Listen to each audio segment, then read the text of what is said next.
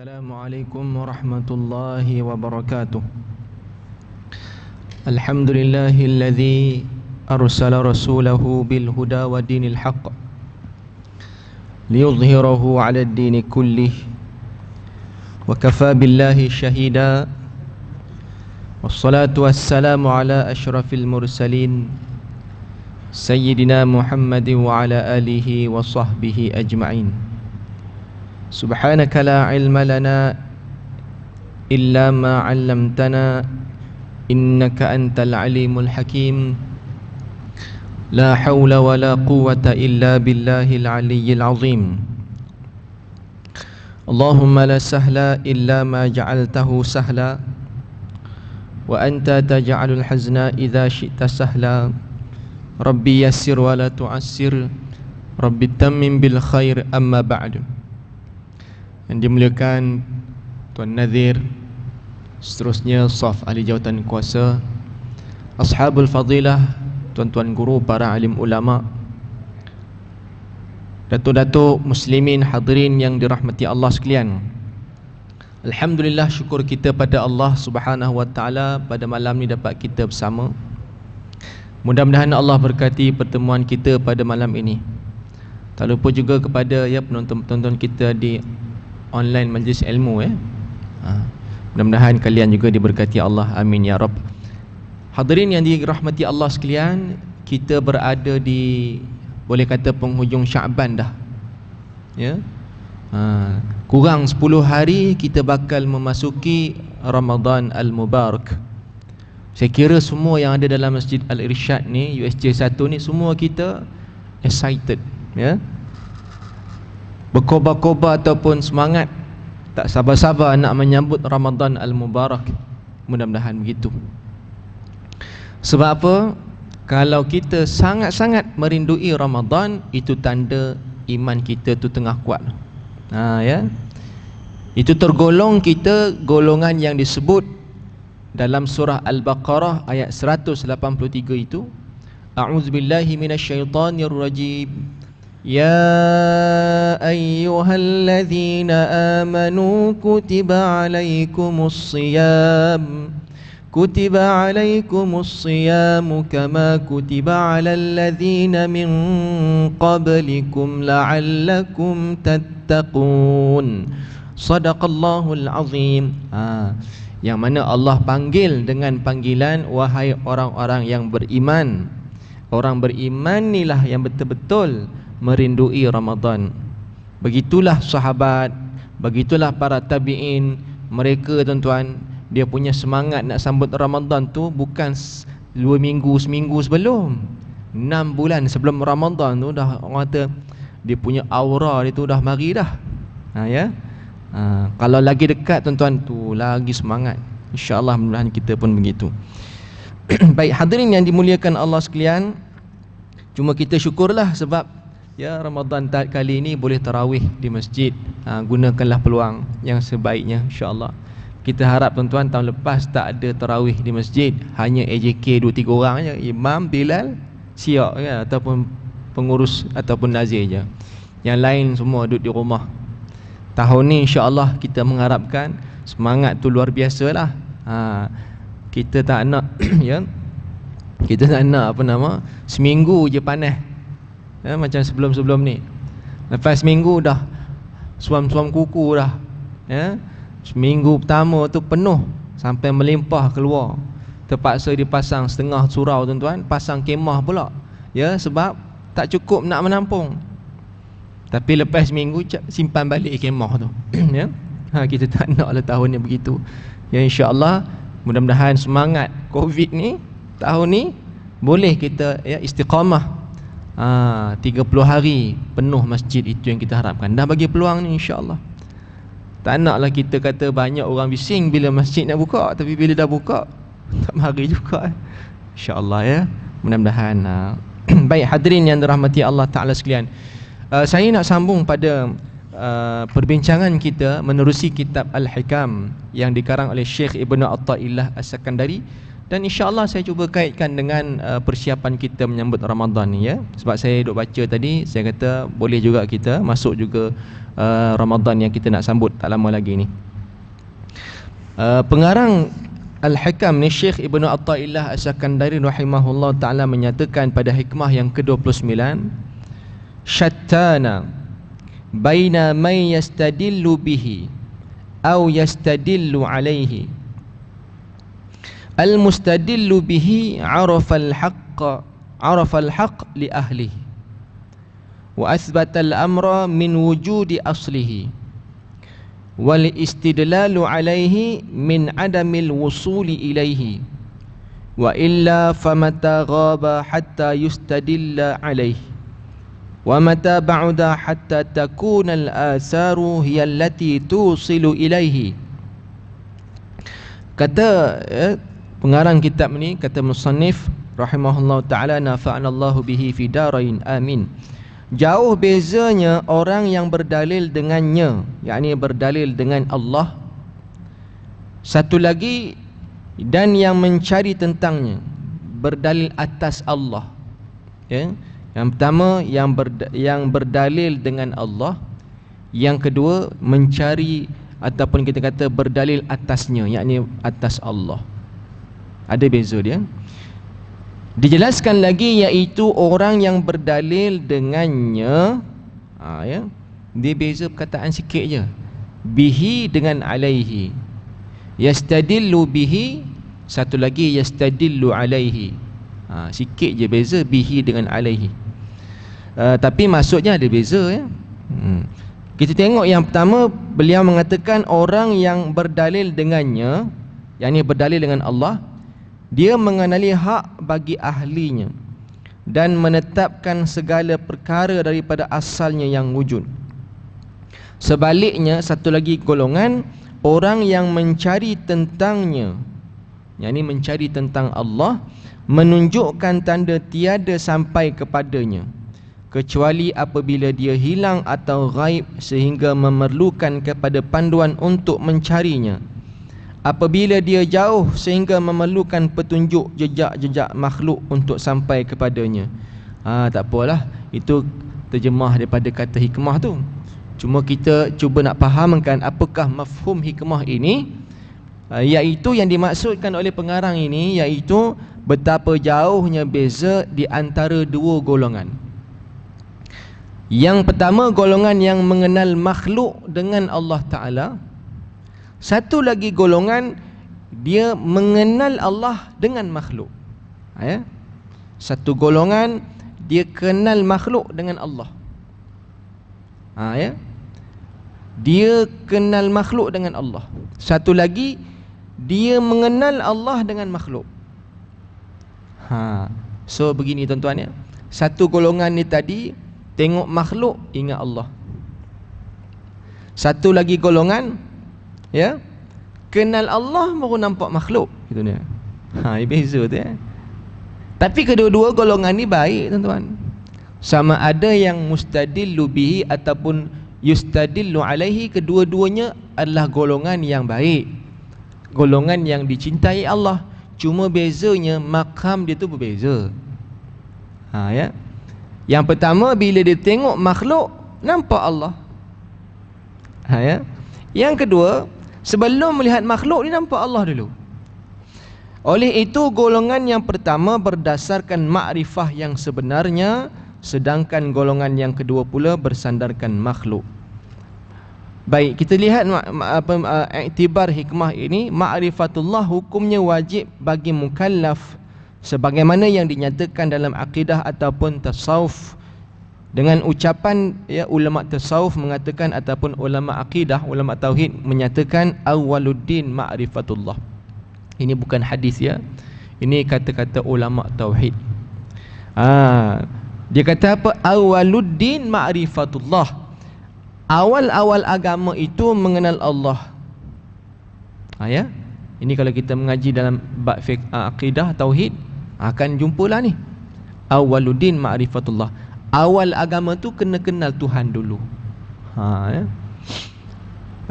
Ma'rifatullah adalah dengan melalui dalil-dalil, sama ada melalui dalil naqli iaitu Al-Quran dan Sunnah, ataupun dalil aqli iaitu pemikiran terhadap makhluk Allah. Ya. Jadi bila kita nak sampai ma'rifatullah, ma'rifatullah ni maknanya mengenal Tuhan, mengenal Allah. Dengan cara macam mana? Dengan cara dalil-dalil. Ya. Dalil-dalil sama ada dalil aqli ataupun naqli.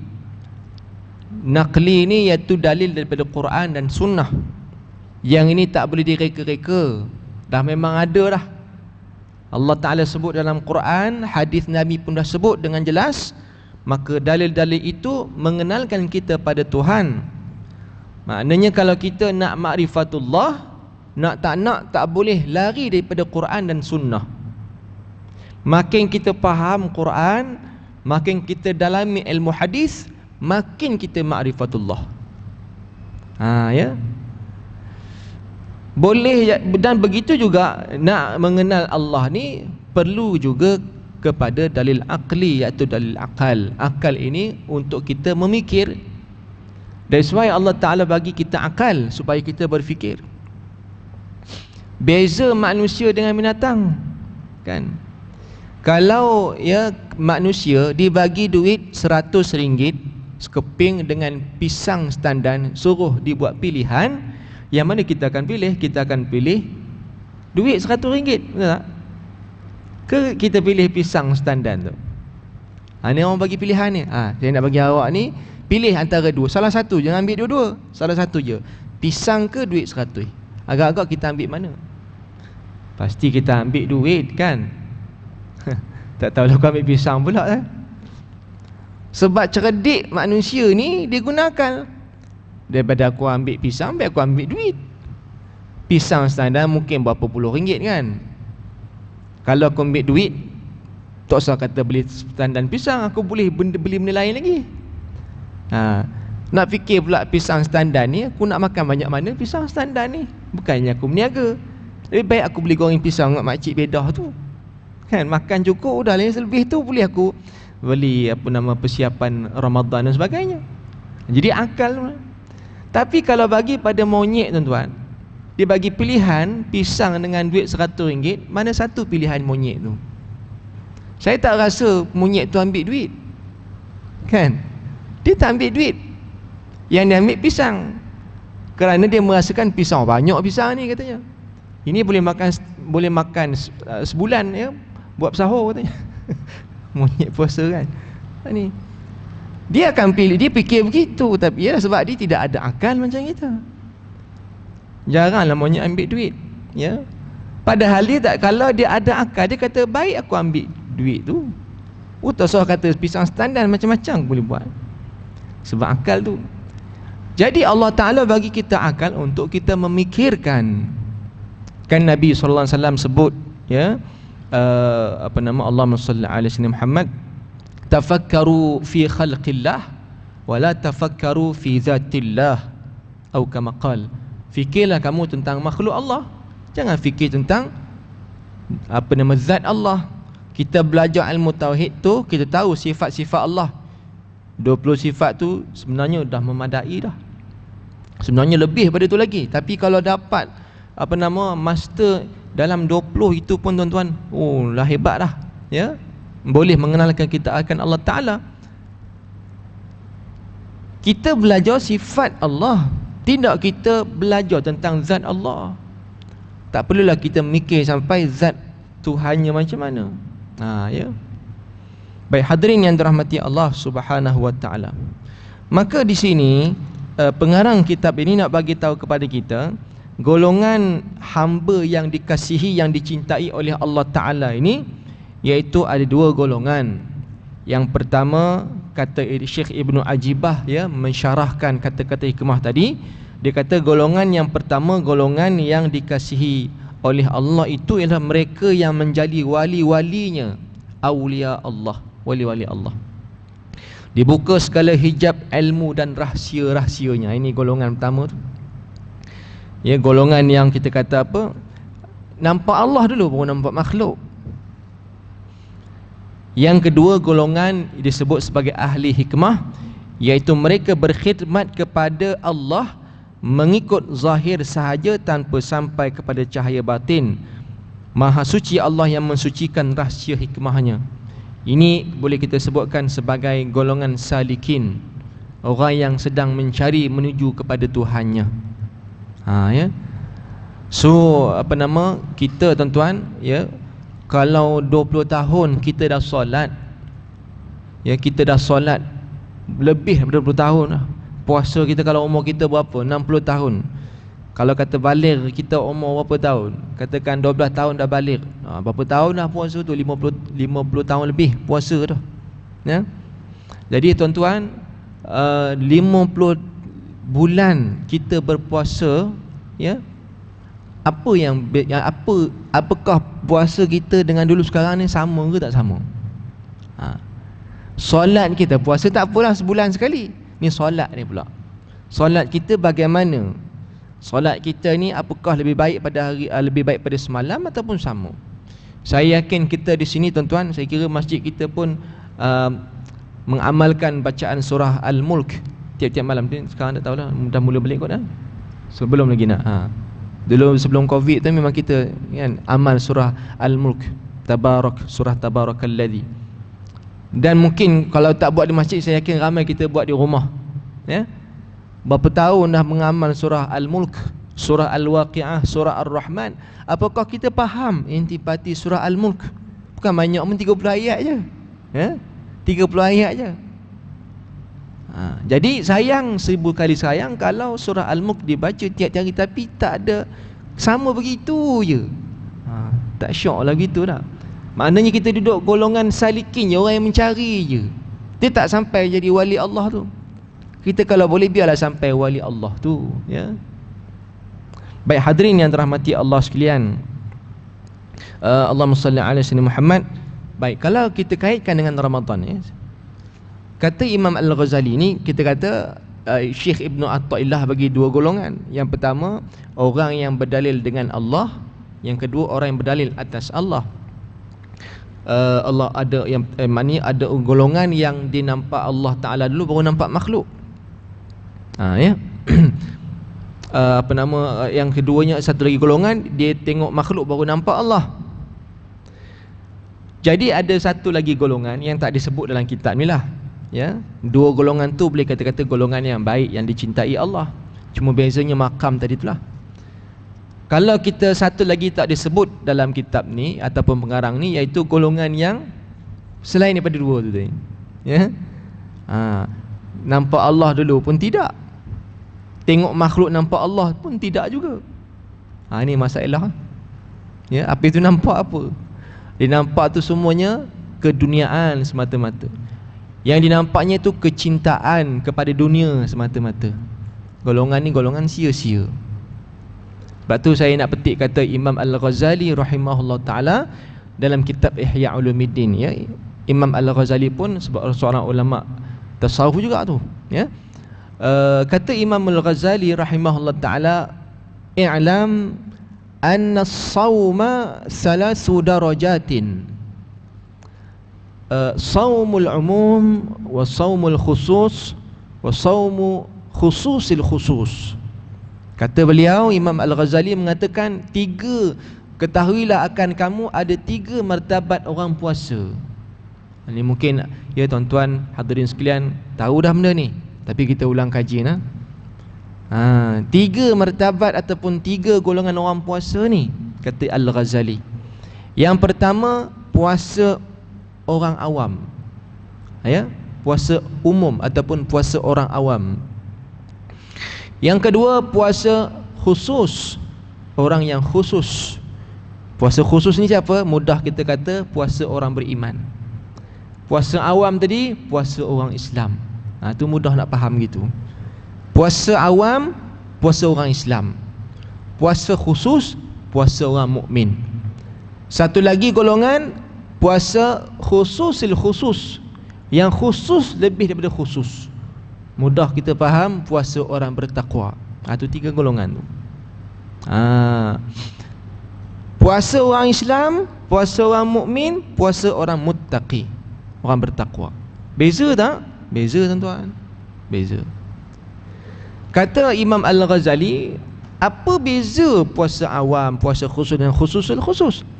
Puasa awam ni tuan-tuan, iaitu puasanya sekadar lapar dan dahaga je, dan menjaga daripada perkara batal puasa. Cukup syarat dia. Tak batal puasa, dia rukun dia buat. Ya, niatnya, kemudian dia jaga perkara yang membatalkan puasa, selesailah. Sah tak puasa? Sah. Itu saja yang dia dapat. Sah tak puasa? Sahlah. Kan? Tapi apa dia dapat? Itu sajalah. Maksudnya begitulah Nabi kata, kam min shaimin laisa lahu min siyamihi illa al-ju' wal 'atash. Berapa ramai orang puasa di bulan Ramadan tapi tak dapat apa-apa melainkan lapar dan dahaga je. Inilah puasa orang Islam, puasa awam tadi tu. Dari segi pahala tak tambah, bahkan mungkin berdosa pula, menambahkan dosa pula. Padahal Ramadan ni peluang nak, orang kata nak double up kita punya, triple up kita punya pahala, tapi terbalik pula, dosa pula bertambah. Sayang tuan-tuan. Bukan kita lah kan, InsyaAllah siapa-siapa lah, ya, mungkin saya, na'udzubillah min zalik. Tak nak begitu. Bulan Ramadan Allah nak bagi keampunan tapi tak dapat keampunan. Sebab tu Jibril pernah datang pada Nabi SAW. Anak tangga mimbar Nabi ni ada 3. Kita 3 ke? Biasa 3 lah ya. Mimbar Nabi 3. Masjid kita ni tak tahu apa anak tangga lah. Biasa 3 kan. Nabi naik tangga pertama, Nabi kata amin. Langkah tangga kedua, Nabi kata amin. Langkah tangga ketiga, Nabi kata amin. Lepas habis khutbah, sahabat tanya, tak silap saya, Sayyidina Umar tanya, ya Rasulullah, kenapa kau katakan amin tadi? Tengok sahabat ni duk perhatikan setiap inci pergerakan perbuatan Nabi. Kenapa kau kata amin tadi ya Rasulullah? Nabi kata Jibril datang tadi. Jibril bagi tahu kecelakaanlah bagi umatmu yang mereka itu ada mak ayah tapi tak dapat redha mak ayah, maka kecelakaan bagi dia. Hati-hati tuan-tuan. Ada mak ayah tak dapat redha. Padahal syurga tu pada mak ayah kita, redha Allah tu pada redha mak ayah kita. Tapi ada mak ayah sampai mak ayah meninggal pun tak buat baik dengan mak ayah. Ya. Mungkin mak ayah hidup, anak tadi tu dah meninggal dunia, tapi anak pun tak baik dengan mak ayah dia. Sayang. Nabi amin tuan-tuan. Jangan jadi anak derhaka. Baik, yang kedua, Jibril kata, kecelakaanlah bagi umatmu yang datang Ramadan tapi tak dapat keampunan daripada Allah. Nabi kata amin. Maksudnya Nabi mengaminkan kata-kata Jibril. Siapa-siapa yang masuk Ramadan dia tak dapat keampunan. Ini puasa orang awam. Ya, sayangnya lah. Yang ketiga, Jibril kata, bagi kecelakaanlah, sia-sialah bagi umatmu yang bila disebut nama engkau wahai Muhammad tapi mereka tidak berselawat ke atasmu, maka Nabi kata amin. Sebab tu ustaz-ustaz, guru-guru kita pesan, bila sebut nama Nabi Muhammad kena selawat. Sebab doa Jibril tu, kita kena jawab sallallahu alaihi wasallam.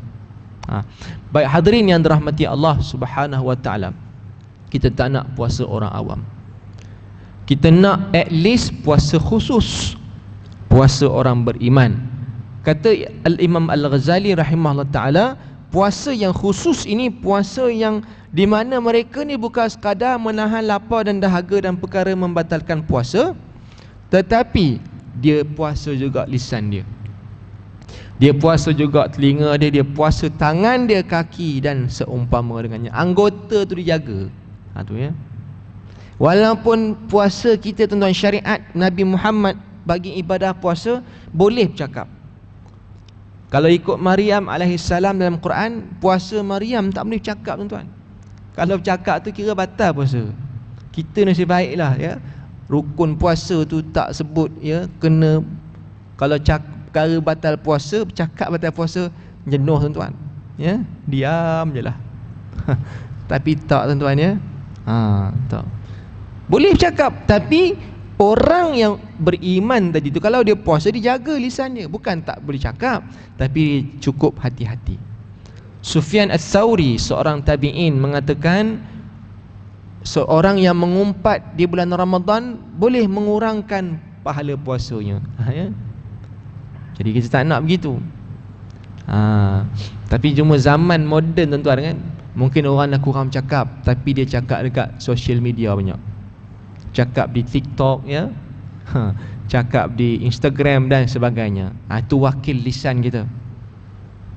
Sekarang ni boleh kita kata tangan kita ni wakil pada lisan kita dah ni ya. Dulu tangan ni payah nak cakap, sekarang ni tangan kita lebih banyak bercakap daripada lisan kat sini ni. So kena jaga tu, moden punya zaman kan, zaman moden.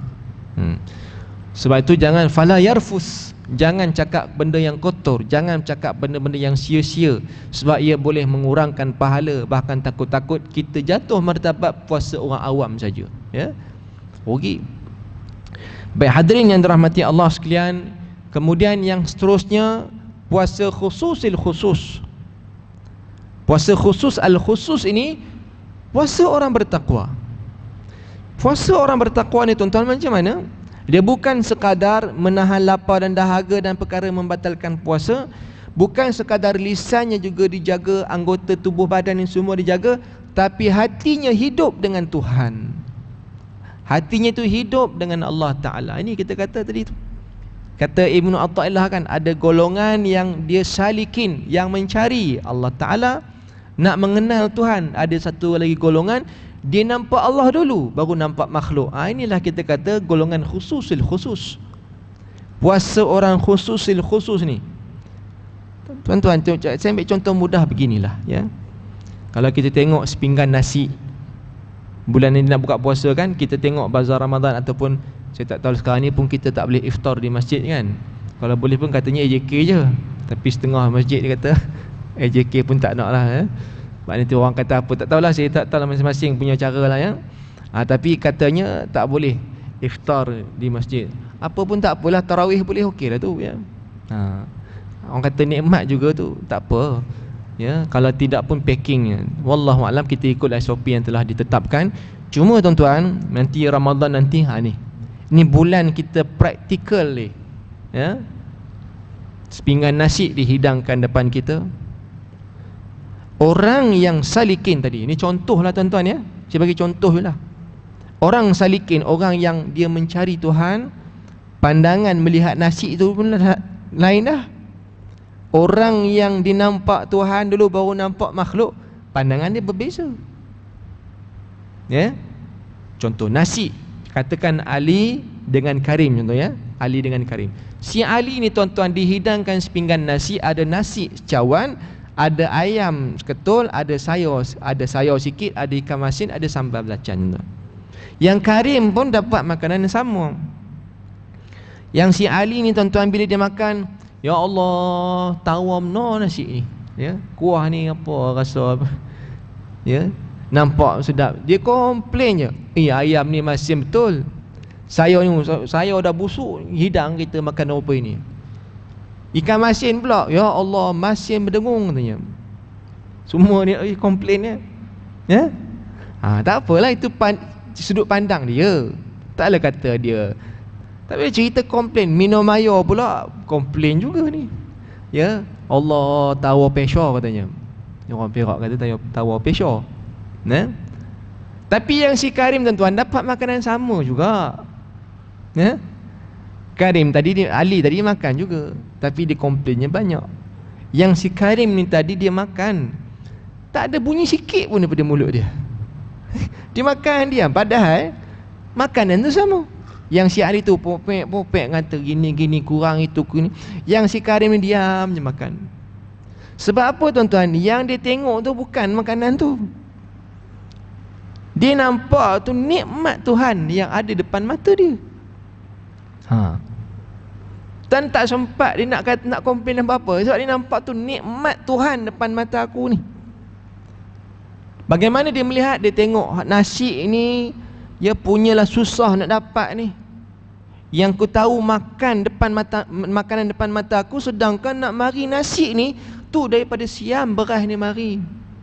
Berapa kilometer pula mari, pada betapa susahnya petani tadi membanting tulang nak menanam berapa padi ni, nak menuai padi. Mari pula jauh, mari ke sini diproses kilang sebagainya, nak jadikan sepinggan nasi tu. Dia kata, ya Allah, nikmatnya lah. Ayam tadi dia tengok bagaimana proses ayam daripada telurnya, ya. Lepas telur pula, dia tak berhujah mana mari dulu, ayam dulu ke telur mari dulu. Kan? Orang kata, mana soalan? Ayam datang dulu, anak ayam datang dulu ke telur ayam datang dulu? Itu tak habis cerita tu. Berdebat kan. Tapi dia bukan fikirnya itu, dia fikir ni bagaimana payahnya nak dapat ayam seketul yang telah dimasak dengan baik ini. Ayam daripada kecil, telurnya jadi anak, proses dia sembelih dan sebagainya. Cerita tu panjang tuan-tuan. Yang kita makan tu mungkin 5 minit 10 minit, tapi nak jadikan makanan depan kita tu, subhanallah, panjang ceritanya. Tak masuk lagi sayur tu mari kok mana pula, import daripada India ke apa. Yang kita nampak makanan yang ada depan mata kita je. Maka dengan sebab tu dia tak sempat nak kata apa. Sebab yang dia pandang tu nikmat Tuhan tu. Alhamdulillah. Ya. Jadi hadirin yang dirahmati Allah Subhanahu wa taala. Sebab itu ya, kalau mengikut balik kepada surah Al-Baqarah 183 kan, kewajipan puasa tadi, Allah kata kalau kita puasa dengan orang cara beriman, maka janji Allah, jaminan Allah, la'allakum tattaqun, kita akan beroleh ketakwaan. Suka saya petik kata Sibawih ya, seorang pakar Arab, seorang pakar bahasa. Beliau mengatakan la'allakum itu, la'alla tu maknanya mudah-mudahan. Tapi kata Sibawih, la'allakum ni makna mudah-mudahan tu in bracket tu sebenarnya maksudnya ialah confirm. Ya? Confirm, pasti. Dia bukan mudah-mudahan 50-50, tidak. Tu hebat Quran tu. Bahasa dia tuan-tuan lain macam. Sebab tu Allah mulakan dengan panggilan wahai orang beriman, tidak wahai orang Islam. Sebab orang Islam belum pasti dapat takwa. Tapi kalau orang beriman, puasa orang beriman, insya-Allah confirm dapat takwa. Ya. So biar kita start enjin Ramadan ni dengan enjin orang beriman, bukan enjin orang Islam. Ya. La'allakum, pasti bertakwa. Kenapa yang kita nak takwa ni tuan-tuan? Kenapa yang Tuhan Allah Ta'ala duk tekan dengan selalu takwa? Tiap-tiap hari Jumaat duk khatib bagi tahu ittaqullah, bertakwalah kamu pada Allah. Kenapa diseru-seru panggilan tu, peringatan tu tiap-tiap minggu? Puasa pun objektifnya Allah kata la'allakum tattaqun. Kenapa penting sangat takwa ni? Sebab apa tuan-tuan? Sebabnya ada dalam surah Maryam ayat 96. Minta maaf, 85. Tuan-tuan boleh baca ayat tu. Kalau boleh hafal lagi bagus. Pendek je ayat tu. Surah Maryam ayat 85. Oh tuan-tuan, hebat ni ayat ni. Kata Allah Ta'ala, a'udzubillahi minasyaitanirrajim. Yauma nahsyurul muttaqina ila ar-rahmani wafda. Pendek je, hafal lah tuan-tuan, supaya jadi motivasi pada kita ni, supaya kita nak biar aku jadi golongan ni, jadi golongan ni. Yauma nahsyurul muttaqina ila ar-rahmani wafda. Pendek tuan-tuan ya. Hafal lah. Ni kerja rumah saya bagi. Ya. Tak nak hafal pun tak apa, tak berdosa ya. Tapi kalau ada hafal, itu kebaikan untuk kita insya-Allah. Apa kata Allah? Yauma nahsyurul muttaqin. Hari yang mana kami kumpulkan golongan orang yang bertakwa. Ni salah satu sebab kenapa kita nak capai takwa. Sebab hari akhirat esok tuan-tuan, ini saya baca dalam kitab tafsir Al-Azhar. Ya Allah, best tuan-tuan baca ayat ni. Buya Hamka bagi imagination, gambaran esok hari akhirat esok tuan-tuan, ya, Yaumil Mahsyar nanti. Ya, trilion manusia. Ramai manusia, lautan manusia. Kita tak usah nak carilah jiran-jiran kita, tak jumpa tuan-tuan. Dalam masjid ni pun nak cari mana kali Pak Ali duduk mana. Dalam masjid pun tak jumpa. Kan kalau penuh, mana anak aku cari tak jumpa. Ini bayangkan lautan manusia tuan-tuan. Trilion manusia. Agak-agak Tuhan nampak tak kita tu? Persoalan tu. Tapi yang nampak menyerlah, yang nampak kehebatan, yang nampak kemuliaan, dia angkat martabat mereka. Inilah dia nama golongan muttaqin, yang hari Yaumul Mahsyar yang kami kumpulkan, mereka ni sebagai satu kumpulan delegasi, kumpulan VIP tuan-tuan. Kita kalau kita kata kumpulan VIP, nampak tak? Contoh nak sambut VIP datang, kita akan nampak tuan-tuan, oh ni VIP dah sampai hari ni. Orang semua duk tengok mana dia. Padahal ramai orang-orang yang kita nampak siapa? VIP tu je. 1000 orang datang majlis tu, tapi yang kita nampak siapa? VIP seorang tu je. Ataupun beberapa orang VIP yang kita nampak. Yang lain tenggelam tuan-tuan. Mak bedah ke apa semua tak nampak. Padahal mak bedah, aku datang nampak ke aku? Tak perasan pun. Aku duduk sebelah kamu je. Dia sebelah pun tak perasan. Yang kita nampak siapa? Confirm VIP nampak. Tu VIP Datuk tu mari tu. Ni gambaran hari akhirat tuan-tuan. Ya. Orang nampak kita golongan yang bertakwa. Ya. Jadi insya-Allah mungkin sekadar tu saja.